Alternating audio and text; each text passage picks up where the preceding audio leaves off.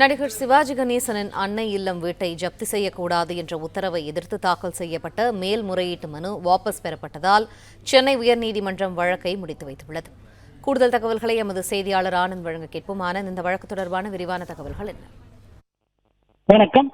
ஜெகஜால கில்லாடி என்ற படத்தை தயாரிப்பதற்காக நடிகர் சிவாஜி கணேசன் பேரன் துஷன் தனபாக்கியம் என்டர்பிரைஸ் என்ற நிறுவனத்திடமிருந்து 3 கோடி ரூபாய் கடன் பெற்றார். கடன் மற்றும் வட்டியுடன் சேர்த்து 9 கோடி ரூபாய் கடனை திருப்பித் தரக் கோரி தனபாக்கியம் என்டர்பிரைஸ் நிறுவனம் சார்பில் சென்னை உயர்நீதிமன்றத்தில் வழக்கு தொடரப்பட்டது. இந்த வழக்கை விசாரித்த சென்னை உயர்நீதிமன்றம் சொத்தை திருப்பித் தராதால் சிவாஜி கணேசனுடைய அன்னை இல்லம் வீடு உள்ளிட்ட சில சொத்துக்களை ஜப்தி செய்ய உத்தரவிட்டது. இந்த நிலையில் இந்த உத்தரவை எதிர்த்து சிவாஜி மகன் பிரபு சார்பில் சென்னை உயர்நீதிமன்றத்தில் மனு தாக்கல் செய்யப்பட்டது. அதில் அன்னை இல்லம் வீடு என்பது தனது முழு கட்டுப்பாட்டில் இருப்பதாகவும் தனக்கு மட்டுமே உரிமையாளர் என்பதால் இந்த ஜப்தி உத்தரவை ரத்து செய்ய வேண்டும் எனவும் தெரிவிக்கப்பட்டது. இதற்கு ராம்குமார் தரப்பிலும் துஷன் தரப்பிலும் எந்த விதமான ஆட்சேபனையும் தெரிவிக்காதால் அன்னை இல்லம் வீடு ஜப்தி செய்த உத்தரவை ரத்து செய்து சென்னை உயர்நீதிமன்ற தனி நீதிபதி உத்தரவிட்டார். இந்த உத்தரவை எதிர்த்து தனபாக்கியம் நிறுவனம் சார்பில் சென்னை உயர்நீதிமன்றத்தில் மேல்முறையீட்டு மூலம் தாக்கல் செய்யப்பட்டது.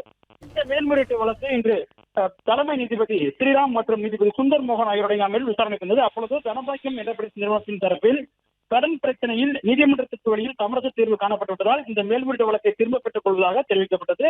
இதனை ஏற்றுக்கொண்ட நீதிபதி மேல்முறையீட்டு வழக்கை திரும்பப் பெற அனுமதி அளித்து உத்தரவிட்டார்.